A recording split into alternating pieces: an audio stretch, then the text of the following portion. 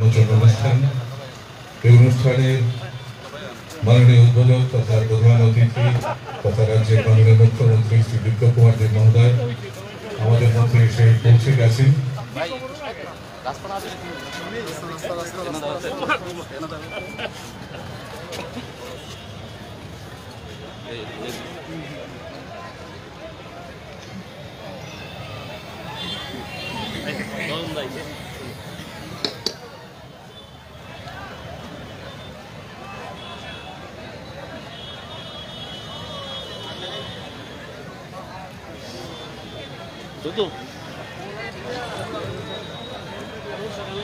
মাননীয় মুখ্যমন্ত্রীকে আমাদের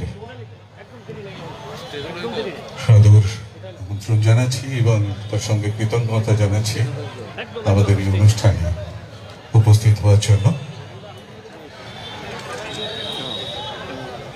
আমাদের এই পুনঃস্থাপিত মূর্তির আনুষ্ঠানিক আবরণ উন্মোচন অনুষ্ঠান আমরা শুরু করতে যাচ্ছি।